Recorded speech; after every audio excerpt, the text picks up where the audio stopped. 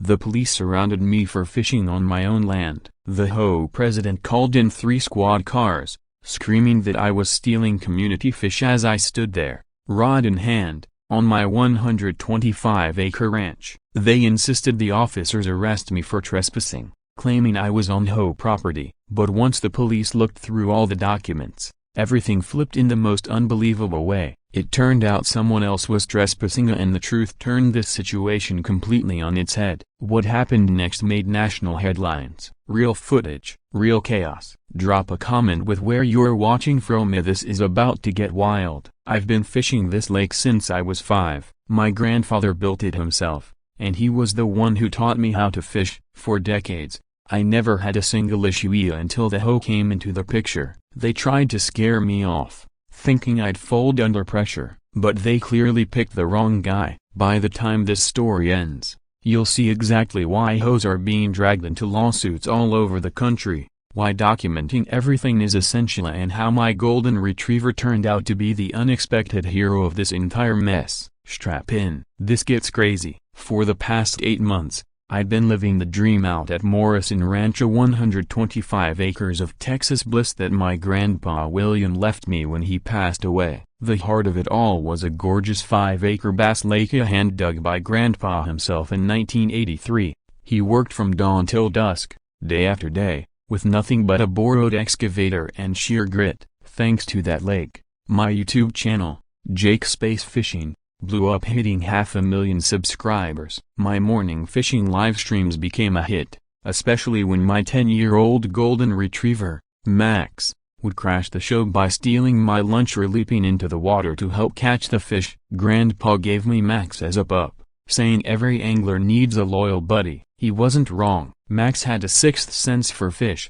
tail wagging wildly the moment we neared a good spot. But he was more than just a fishing sidekick, he was family. Grandpa had trained him himself. No barking during a cast, no splashing, and always on alert for anything sketchy. If Max doesn't trust someone, Grandpa used to say, you probably shouldn't either. Things were perfect until 2 months ago, when the neighborhood formed an HOA. Heading up this new organization were 2 people who quickly became my personal nightmare: Robert Sterling, a 55-year-old washed-up real estate agent, and Patricia Hawthorne, a razor-sharp 52-year-old attorney with an unblinking stare. At the time, no one knew they were ex-spouses, divorced since 2018. They kept that detail quiet, pretending to be a professional dream team to give their leadership more weight. I had my first real run-in with Sterling at the local gas station, just a week after the HOA got rolling. I was minding my own business,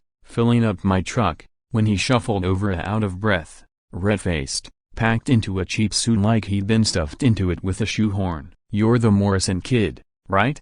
he puffed, sizing me up like he was picking out steak at a butcher shop. "That's a fine piece of land you got. Your granddad was a stubborn old mule. Hope you've got more sense than he did." Before I could answer, he leaned in closer, his breath thick with burnt coffee and bad intentions. "Would be a real shame if something happened to all that pretty lakefront. HOA's got real power these days, you know." That's when Max, who had been napping in the truck bed, suddenly stood and let out a low, menacing growl, a one I'd never heard before, not even when coyotes prowled the edge of the ranch. Sterling backed off fast, nearly tripping over himself. That was the moment I knew this wasn't going to be some petty squabbly, this was war. The harassment kicked off almost immediately. In week 1, I got a certified letter slapping me with a $500 fine for fish-related odors violating neighborhood standards, and never mind that the nearest neighbor was over a quarter-mile away. Week 2 brought a $750 fine for excessive noise from fishing line after 6 p.m.a,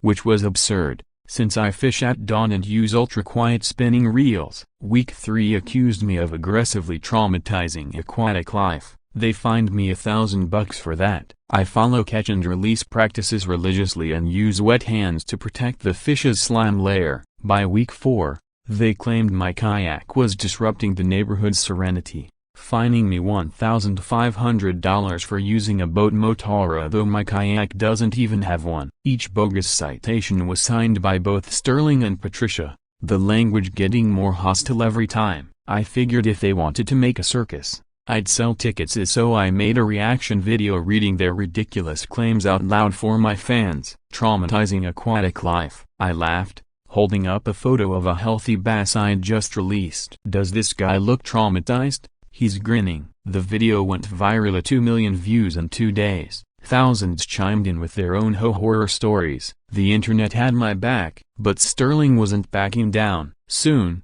he was driving by my ranch 5 or 6 times a day in his battered old Mercedes. He'd slow to a crawl near the lake, sometimes stopping to snap pictures. I installed cameras after spotting fresh boot prints at my dock. A size 13 left at 3 a.m. in the mud. Max started reacting every time Sterling's car got close, ears up, growling low. Dogs know, Grandpa always said, they smell bad people the way we smell BBQ. The final straw came when I got one last certified letter. This time, it wasn't just another fine, it was an ultimatum. You are hereby ordered to fully fill in the artificial lake on your property within 14 days. It read. It poses a safety and insurance risk to the HOA. Non-compliance will result in a $50,000 fine and legal proceedings. They'd attached a map, claiming the lake was common whole land. The map was laughable. It looked like it had been thrown together in Microsoft Paint, complete with inaccurate property lines and Comic Sans font. It would have been funny if it hadn't been so serious. The threats quickly escalated. My phone blew up with calls from unknown numbers. 47 missed calls in just the first hour. Then came the texts. The first one was blunt: stop fishing or else. The next: we know you're out there alone. No one around for miles. But it was the third message that chilled me to the core. A photo. The image was taken from a distance, clearly using a telephoto lens. It showed me fishing that very morning, zoomed in so close you could make out the brand of lure I had tied on. Someone was watching me hidden in the tree lineage, tracking my every move. But who? How did they get my private number? And what exactly did or else mean? Let me know what you think it meant in the comments below, because the situation was about to spiral into something far more serious than I ever expected. Saturday morning started out like any other. I headed down to the lake at sunrise for my regular Trophy Bass Saturday live stream. Over 8,000 people were tuned in, watching me work a Texas-rigged plastic worm along the weed beds, a prime real estate for the lunkers. The lake was like glass, the golden hour casting a dreamlike glow over everything. I had just set the hook on what felt like a giant when Max lost it. Normally the most laid-back golden retriever on the planet, Max leapt to his feet, fur bristling, teeth bared, barking furiously toward the ranch entrance. I'd never seen him so on edge.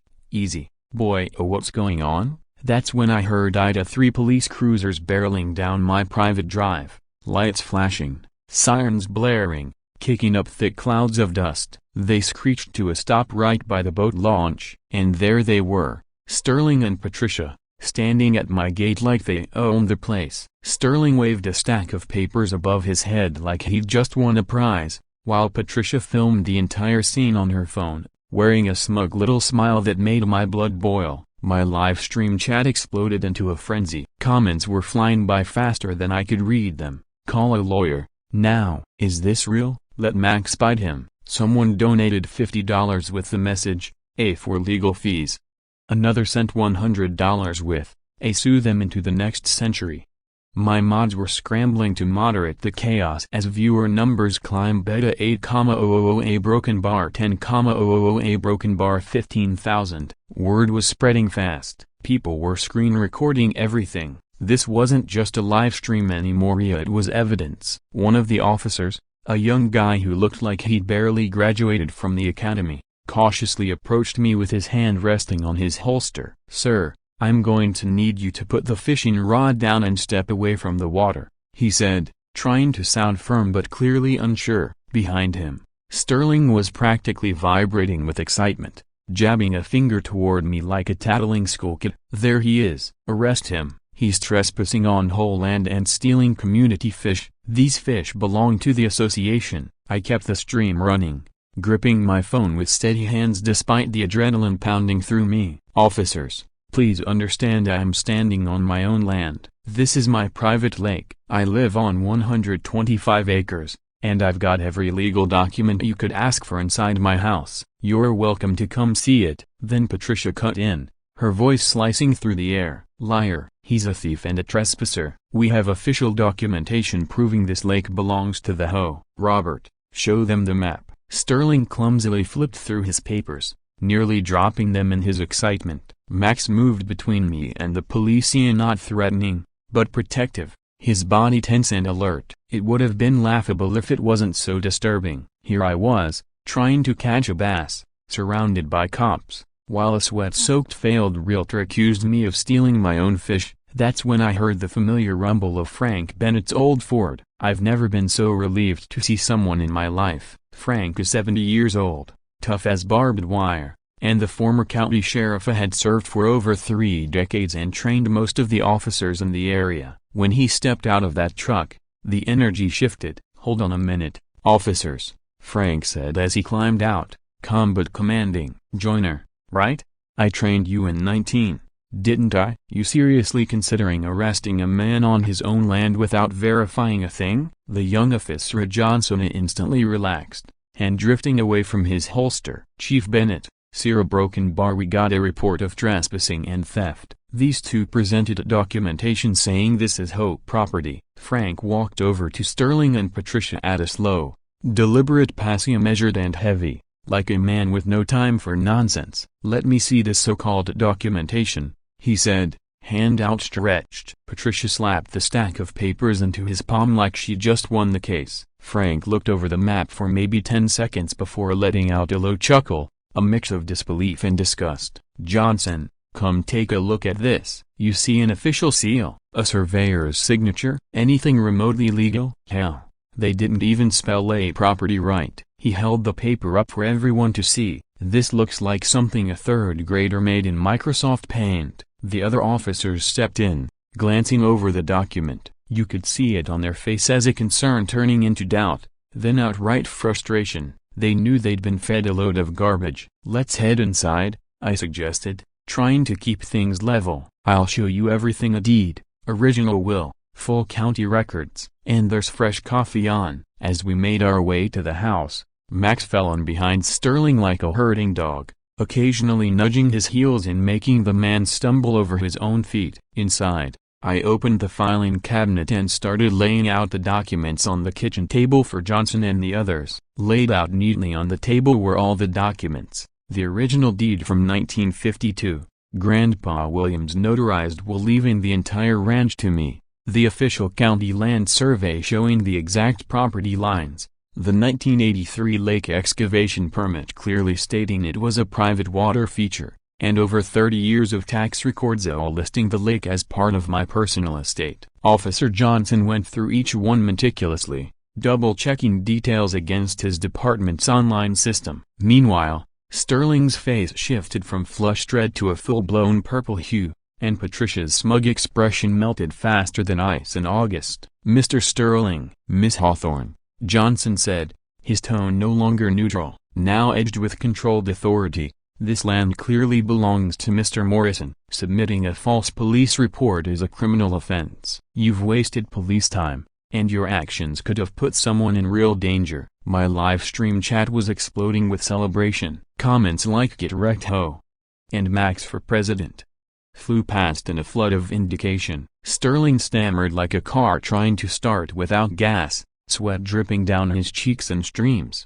"There's a broken bar. This can't be right." "Check again. The HOA has jurisdiction. We have legal standing." Patricia tried to salvage the moment, brushing back her hair with visibly trembling hands. "There must be some kind of mistake. Maybe we can sit down and resolve this peacefully." A broken bar. Max had other plans. He placed himself squarely between Sterling and the front door, a 75-pound golden retriever now serving as an unyielding, furry barrier. "Mr. Morrison," Officer Johnson asked, "would you like to press charges for false reporting, harassment, and criminal trespass?" The room went completely silent except for Sterling's panicked breathing and the sound of live-stream donations chiming through my speakers. Before I could answer, Frank gently pulled me aside, his grip still strong despite his age. "Kid, you need to know something," he said low. "This ain't the first time Sterling's pulled this kind of crap. 20 years ago, when I was still a sheriff, There was a family of Williams had land out on County Road 42. Sterling and some slick lawyer pulled similar moves. That family vanished overnight. He paused,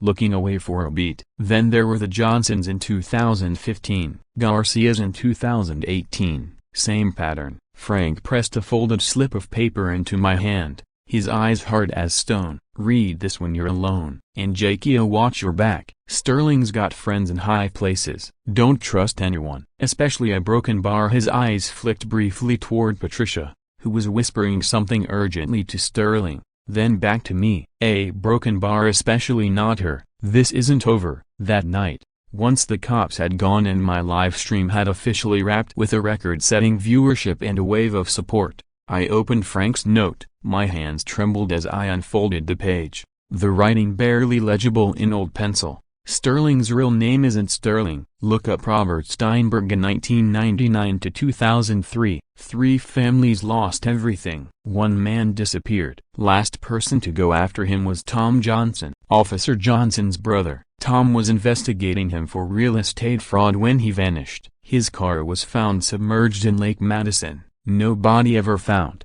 Be careful, Jake. These people are more dangerous than you think. I stared at the note, my heart pounding. Officer Johnson's brother. And yet today, Johnson seemed in a broken bar neutral, not like a man whose own family had been affected. Why? What was really going on here? Let me know your theories in the comments, because this was just the beginning of a much deeper rabbit hole. I spent the entire night cutting and editing the footage from the confrontation, of my eyes burning from hours at the screen, but my adrenaline wouldn't let me stop. The video had everything. Sterling's purple-faced meltdown, Patricia's composure cracking, Max herding them like livestock, and that golden moment when Officer Johnson told them flat out, "You're the ones trespassing." I titled the video, "HOA President Calls Cops on Me for Fishing on My Own Lake," and uploaded it right at midnight. When I woke up at 6 a.m., my phone was hot to the touch from non-stop notifications. The video had already hit 5 million views in just 24 hours, trending at number 1, and my subscriber count had exploded by 200,000 overnight. Sterling's stunned expression was already making the meme rounds, with captions like, "When you realize you're the villain," and "That moment your HOA power trip hits a brick wall." But more important than the views were the emails pouring into my inbox. One from Sarah Williams read, "Jake, I'm Sarah. Sterling and Hawthorne stole my grandma's farm in 2019. She passed away 6 months later. Heartbroken." Another said, "They came after us in 2021. We couldn't afford a lawyer. Had to sell for next to nothing." Sterling said if we resisted, he'd make our lives hell. And the most gut-wrenching, "My father died fighting them in court. The stress gave him a heart attack. Please don't stop. Someone has to end this." Each message painted a disturbing picture of Sterling and Patricia, using their HOA power to intimidate, bleed out, and ultimately seize properties, especially from the elderly or financially struggling. I started a spreadsheet, tracking every story and victim. A clear pattern emerged: lakeside properties, older homeowners, and the same playbook of fines, threats, surveillance, and forced sales at dirt-cheap prices. Apparently realizing they were cornered, Sterling and Patricia called a hasty press conference that afternoon at the community center. I watched it from my couch, Max curled up at my side, his head on my lap like he knew I needed the comfort. Sterling had stuffed himself into a suit that was definitely one size too small, sweat beading under the fluorescent lights. Patricia stood beside him in a designer power suit, her face locked in a facade of stern professionalism. "Ladies and gentlemen of the press," Sterling began, reading stiffly from a prepared script, "Jake Morrison has crafted a false and harmful narrative designed to discredit our homeowners association. We were simply fulfilling our duty to protect shared resources and ensure the proper use of community assets." Almost immediately, a reporter from the local paper raised her hand. "Mr. Sterling, are you and Miss Hawthorne married?" The question landed like a grenade. Patricia's mask slipped just for a split second. Her eyes widened in pure panic before she quickly turned away. Patricia rushed to the mic, clearly rattled. "Our relationship status is irrelevant." Wait. I mean we're not a broken bar, we were married a broken bar, but the damage was done. The room erupted into chaos. You've been lying about that too? Someone shouted from the back. What else are you hiding? Sterling tried to reclaim control, his voice cracking under pressure. The real issue here is Morrison. He's a disruptive influence who refuses to follow community guideline. As another journalist cut him off, voice sharp. Is it true you've done this to multiple families? We've spoken to several people who claim to be victims. Patricia gripped Sterling's arm and hissed something in his ear. Then, she turned to the cameras and snapped, "This press conference is over." And just like that, they bolted scurrying out of the room as reporters fired questions behind them like arrows. That evening, while I was making dinner for Max and trying to decompress from the whirlwind day, my phone rang. The number was unfamiliar. I shouldn't have answered, but I did. The voice on the other end was eerily calm, cool, detached, and terrifying in its stillness. "Morrison," the caller said. "That was quite a show." "Entertaining, really, but you don't know who you're dealing with. Take the video down. You've got 24 hours. I quietly reached for my second phone and hit record. "Or what?" I asked, steadying my voice. "More fake police reports? More fines?" The voice let out a cold laugh like ice cracking. "Or you'll find out what really happened to Tom Johnson. Good cop, too curious. Lake Madison's deep, Morrison. Things sink down there and never come back up. You've got 24 hours. Click." The line went dead. I stared at the phone, heart pounding. They just casually referenced a missing officer like it was nothing. This wasn't just harassment anymore. It was criminal. I was editing my response video when my computer screen suddenly flickered and went dark. For a second, I thought I'd lost power. Then the screen came back, except now it wasn't my editing software. It was my YouTube dashboard. And someone had uploaded a video to my channel. Title: The Truth About Jake Morrison, What He's Hiding. I clicked it. My blood ran cold. The footage had been doctored to show me dumping barrels of waste into the lake, making it look like I was poisoning the water. It was fake, but it looked dangerously real to anyone who didn't know better. No comments allowed. Views climbing fast to 100,000 a broken bar, 300,000 a broken bar, over 500,000. I called the platform support, frantic, as Max suddenly began barking at the window. I checked my security cameras. A car had been parked across the road for hours, license plate covered in mud, just enough light to make out a figure in sedan watching. That's when Frank burst in a knock. No warning. "Jake," he said, breathless, "turn off your phone, shut down your computer, we need to talk." His face looked 10 years older than it had that morning. He dropped a thick folder on my table, spreading out yellowed police files, faded photos, and reports. "I've been digging since sunrise," he said. "That name I gave you is Steinberg. It's worse than we thought." He pointed to one page. In 2003, Tom Johnson was looking into Sterling for real estate fraud. Found out he wasn't working alone. There was a lawyer helping him, faking documents, creating bogus HOA rules, altering property titles. Frank flipped to a photo. A much younger, slimmer Sterling stood beside a woman I instantly recognized despite the years. "Patricia Hawthorne." I breathed. "Bingo," Frank said. "She was his partner then, still is now, but they divorced," I said weakly. Frank snorted. "No, kid, that was a performance. I pulled the records and never finalized. They filed fake divorce papers to appear independent, avoid suspicion. It's all a game. Patricia handles the legal stuff. Sterling does the intimidation." Classic two-hand setup. He slid another document across the table. "This one's more recent." It showed a breakdown of property sales, dozens of them. "She's been taking 60% of every property they've stolen. Sterling thinks he's in charge,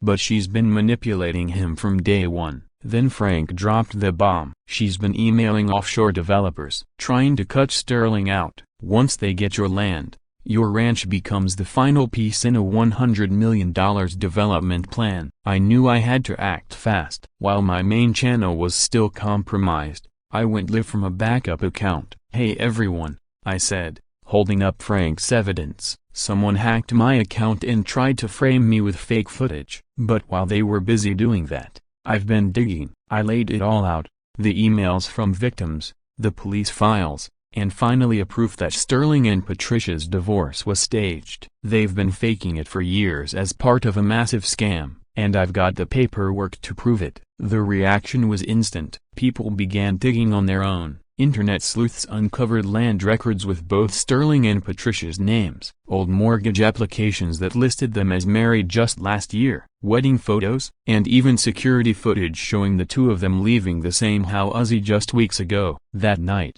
at 2 a.m., my doorbell rang. Max growled, staying by my side as I checked the cameras. No one in sight, just a package. I opened the door slowly and found a manila envelope sitting on the porch. Inside were photographs, the old ones, images of my grandfather in the 1990s, sitting across from a young woman in what looked like a law office. One picture had a message scrawled on the back in perfect cursive. Your grandfather knew Patricia's mother, Victoria. Ask yourself, why did he really leave you the ranch? Why was the lake built there, of all places? Some secrets are worth killing for. I stared at the woman in the photo. She was younger, softer, but the resemblance to Patricia was unmistakable. Those same razor-sharp features, that cold, calculating stare, and the smiley predatory, practiced. The woman in the photo bore an undeniable resemblance to Patricia. Was she connected to my family? What did Grandpa know that got him tangled in all these, or worse,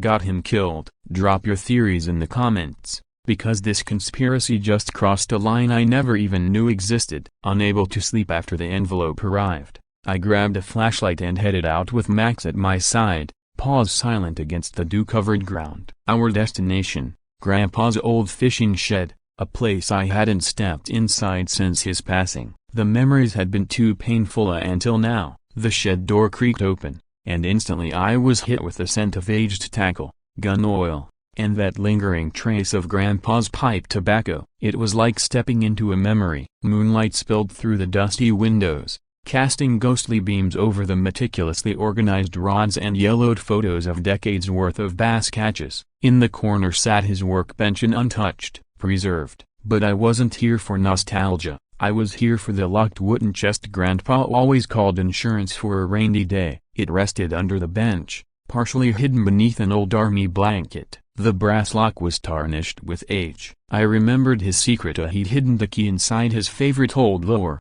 a B2 propeller that had outfished anything modern ever made. With trembling hands, I opened the chest, and what lay inside would reshape everything I thought I knew about this ranch, our family legacy, and the danger we were truly in. On top was a letter, yellowed, handwritten in Grandpa's unmistakable shaky scrawl. Jake, if you're reading this, they finally made their move. The Hawthornes of Patricia, and her mother Victoria before here. This goes back further than even I realized, until it was too late. The fish in our lake aren't the only thing they want to catch. Everything you need is in this chest. Trust Frank, trust your gut, and for God's sake, trust Max. Dogs can smell evil better than any man. Love, Grandpa. Beneath the letter was a worn leather-bound journal, Grandpa's personal log, stretching back decades. I flipped to the first flagged entry, 1993, Victoria Hawthorne came by today, blonde, beautiful, absolutely ruthless, the kind of woman that tricks men smarter than me. She offered $5 million Akasha for the ranch. I told her to take a hike. She just smiled and said her daughter would marry into real estate and take it legally someday. I laughed. I shouldn't have. 1995. Met a kid named Robert Steinberg at the planning office. Cocky, arrogant, maybe 25. Victoria introduced him around like a prized pony. I saw her hand him an envelope. She's grooming him, and he doesn't even know he's the puppet. Each entry unveiled more of their calculated, decades-long plan. A slow, methodical siege. Then came a note from 2000 that made my stomach twist. Patricia Hawthorne married Steinberg today. I went to the wedding to keep an eye on things. Victoria gave a toast about patience being the key to empire building. She looked straight at me when she said it. Patricia had the grin of a cat who caught a canary. Steinberg was the canary, just didn't know it yet. Then came the 2003 entry, a chilling. Tom Johnson came by today. Good cop, sharp. He's investigating Steinberg, who apparently changed his name after a fraud charge. I gave Tom everything I had: documents, recordings, journal pages, He promised to be careful. I'm worried. These people have deep pockets and longer shadows. Then, 2 weeks later, Tom Johnson disappeared. His car turned up in Lake Madison. No body, no clues. Case closed, they said. Lack of evidence. Steinberg had an alibi at Dallas, but I don't buy it. I've started carrying the Colt again when I go fishing. If they come for me, I won't go easy. I closed the journal for a moment, breathing hard. My grandfather hadn't just protected our land, he lived in fear for 20 years. Max whined softly and pressed against my leg, sensing the weight of it. Yeah, boy, I whispered. Grandpa was fighting a war, and we never even knew. Digging deeper into the chest, I found a stack of cassette tapes, each labeled evidence, with dates ranging from the mid-90s to just last year. I dusted off Grandpa's old player and popped in the first tape. It hissed, crackled, then came to life. Steinberg's younger voice, cocky and aggressive. That lake of yours is prime development ground, spring water, highway access. You're sitting on $50 million. Why hold out? Then Grandpa's voice, steady, because this land stays in the family. Not everything's for sale. Then a third voice, a woman, smooth, cultured, cold. Mr. Morrison, my daughter is very persuasive. If we have to wait 20 years, we will. Then Patricia, her voice younger, but the venom already there. Mom, let me handle it. Robert thinks he's in charge. When I'm done, we'll have it all. He won't even know what hit him. The full truth was laid bare. Patricia had married Steinberg purely as a tool, a pawn, and Victoria, the real mastermind, had been pulling strings since the start. They targeted multiple properties, but our ranch was the crown jewel. The spring-fed lake alone was worth millions in water rights. The location, perfect for a massive luxury resort development. And then I heard Ida one final tape, dated 2022, just months before Grandpa's death. Patricia's voice, older, harder. The old bastard still won't budge, but he's not going to be around much longer. Same face, same eyes, same smile, predatory and practiced. It was Patricia. I stared at the photo in my hands, my blood cold. Could she be connected to my family? What did Grandpa know? What secrets that had gotten him killed? This wasn't just personal anymore. It was generational. I couldn't sleep. So just before dawn, flashlight in hand, Max by my side, I made my way to Grandpa's old fishing shed. It had sat untouched since his death, sacred and sealed. But I wasn't here to mourn. I was here for answers. The door groaned open, revealing the familiar scent of aged tackle, gun oil, and Grandpa's old pipe tobacco. Moonlight poured through the dusty windows, illuminating the order of his world. Rods lined up with military precision, yellowed photos of bass the size of my arm, and there, in the corner, his workbench just as he left it. But I wasn't after memories. I was after the locked wooden chest he always said was for a rainy day. I found it under the bench, covered by an old army blanket. The key was exactly where he said it would be, hidden in the battered Rapula lure that had caught more fish than most modern lures ever would. When I opened the chest, the contents inside made my heart stop. On top was a letter. Jake, if you're reading this, they finally made their move. Patricia and her mother Victoria. This goes deeper than even I realized. The fish in that lake aren't the only things they're trying to catch. Everything you need is in here. Trust Frank, trust your gut, and above all, trust Max. Dogs smell evil better than any man. Love, Grandpa. Beneath the letter was his personal journal, its leather cover worn by decades of secrets. The entries read like a war log, a long game with our ranch as the prize. And then, deeper in the chest, I found it, a metal box, wrapped in oilcloth. Inside were property deeds from 3 other ranches, all signed over to Paradise Development with Victoria Hawthorne listed as CEO. But the final paper, the one that nearly made Frank drop his coffee, was a $100 million contract between Paradise Development and a Chinese investment firm, contingent on acquiring just one final property, mine. Right then, my phone rang. Patricia. I hit record before answering. Her voice had dropped all pretense. Cold. Corporate. Jake, darling, I see you've been digging. Your grandfather was smarter than we thought, hiding all those little records. But let's be reasonable. Sign over the ranch. $10 million. Cash. No questions. Walk away. Make your little videos. Live a quiet life. I kept my voice even. "And if I don't?" she sighed. "Then maybe we find some evidence, drugs, hidden on your land, or maybe poor Max has an accident. Dogs eat things they shouldn't all the time. Tragic." My hands clenched, my voice dropped. "You're threatening my dog now." Her laugh was like broken glass. "I'm offering you an exit." Sterling's emotional, sloppy. "I'm not." "Take the deal." Jake. Number. "Your grandfather said the same thing, right before his accident. Drowning. Such a common cause of death for old fishermen, so easy to slip when you're alone." The line went dead. Frank and I tore through the county records. The death certificate said accidental drowning, but the police report, no water in the lungs, bruising on the neck, strangulation. Sterling's car had been spotted near the ranch that morning but no one had followed up. Frank went pale. "This isn't fraud anymore, Jake, this is murder." Then we found Grandpa's final journal entry. The writing was shaky, but the message was loud and clear. "They're getting desperate. Sterling's been following me, not even hiding it anymore. If something happens to me, tell Jake to check the base trophy. I hid something that will end this once and for all. Also tell him Sterling's real name isn't Steinberg either." The rest of the page had been carefully sliced out. Gone. Who cut it? What was Sterling's true identity? I found Grandpa's base trophy mounted above the workbench. Lake Morrison Champion,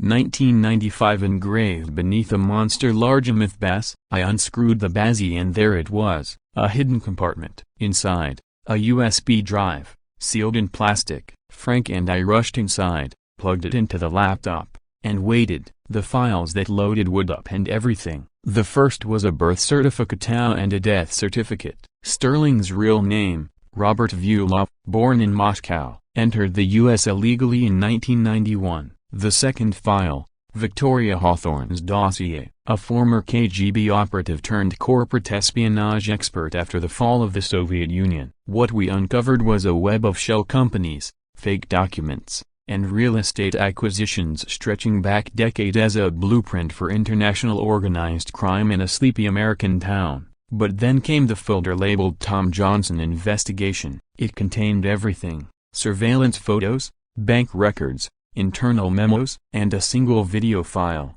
dated the night Tom vanished. It showed grainy footage of a gas station, Sterling and another man grabbing Tom, forcing him into a van. The timestamp matched Tom's last known location. Frank's voice cracked. "That's my brother, that's Tom." After all these years, broken bar finally, proof. The final video was from Grandpa's own surveillance system. Sterling, approaching the house, gloves on, rope in hand, just hours before Grandpa's body was found. We worked through the night, assembling everything with Officer Johnson, Tom's younger brother, who joined the force to find answers. Now, we had them, but we needed a confession, preferably public, witnessed. The monthly home meeting was in 2 days. Over 200 homeowners expected to attend. "We make them think they've won," Officer Johnson said, his jaw tight with rage. "You post that you're surrendering. Say you'll hand over the deed at the meeting. They won't be able to resist gloating." So I made the video. I looked wrecked, sounded defeated. "I'm done fighting,"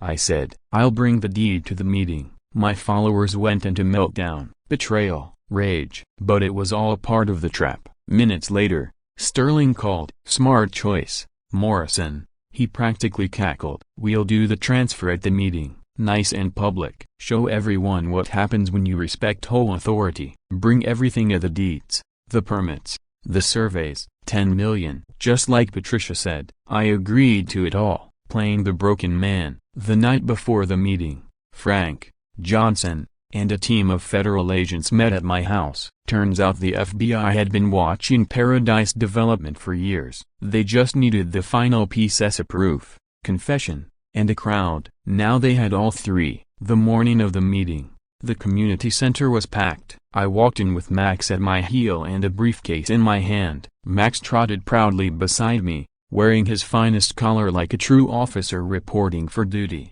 The community center buzzed with anticipation. Sterling and Patricia sat at the head table like self-crowned royalty. Sterling practically dripping smugness, while Patricia held her cold composure like a mask of steel. Some neighbors were there in support of the hoe, others had come to see their downfall, and many just wanted a front row seat to the drama. Sterling waddled up to the microphone, gripping it with sweaty, pudgy fingers. "Ladies and gentlemen," he began with exaggerated pomp, "today marks a historic moment. Mr. Morrison has finally seen reason and agreed to sell his property for the betterment of our community. This will usher in a new era of prosperity." I stood up slowly, my briefcase in hand. "Actually," I interrupted, calm but loud, "I have a short presentation about the history of this hoe and the people running it." Murmurs rippled through the crowd. Sterling's grin faltered. Before anyone could stop me, I connected my laptop to the projector. Slide 1.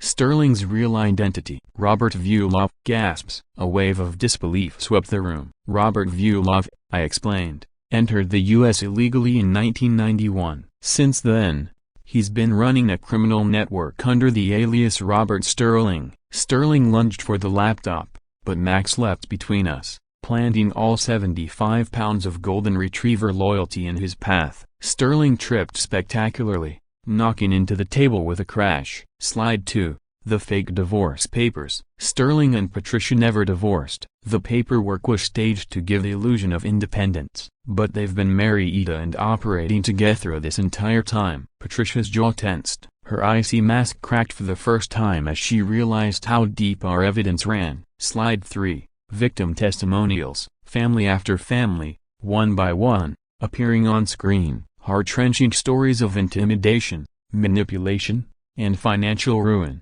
Then, the gas station footage. The moment Tom Johnson was forced into that van, 2 decades ago, silence fell like a hammer. Officer Johnson stood, voice breaking. "That's my brother. He was murdered investigating these two." Sterling finally shattered under the pressure. He shot to his feet, voice frantic. "It wasn't supposed to happen. We just wanted to scare him." He fought back. There was a struggle. "It was an accident." Patricia spun toward him, venom in her voice. "Shut up, you idiot." "But he wasn't done. You told me to do it, just like with the old man. You said make it look like an accident." The crowd exploded in chaos. Gasps, shouts, phones recording. Patricia made a break for Ida only to find FBI agents waiting at every exit. A quiet home member stood up, phone in hand. "I've been recording Sterling for months." She played the audio aloud. "He was tough for an old man," Sterling's voice said, cold and casual. "Took both of us to hold him under." But Patricia said it had to be done, said the grandson would fold once the old bastard was gone. Patricia panicked, fumbling with her phone, trying to delete files, but it was too late. The lead FBI agent stepped forward. "Robert Vuilov." "Patricia Hawthorne, you're under arrest for murder, racketeering, fraud, and conspiracy." Sterling crumpled, sobbing. "It wasn't supposed to end like this." Patricia's composure cracked at last. 20 years I wasted pretending to love you," she snarled. "You were a tool, nothing more. My mother would be ashamed of how sloppy you've become." Max, the hero of the day, walked beside Sterling as he was escorted out at tail high, earning cheers from the crowd. Justice had arrived. Sterling received 40 years to life. Patricia got 20 years for conspiracy and fraud, with more charges pending related to her mother's global operation. The hoe was dismantled. 3 families got full restitution from seized assets. 6 months later, I hosted the first annual William Morrison Memorial Bass Tournament. Over 500 anglers came from all across Texas, raising $50,000 for victims of hoe abuse. Frank gave a powerful speech about justice, perseverance, and the power of standing up to bullies. Officer Johnson finally had closure. We scattered some of Tom's ashes into Lake Morrison, where he'd loved to fish as a child. And Max? He stole the HOA again by leaping into the lake during the trophy ceremony, making everyone laugh through their tears. As I stood on the dock at sunset,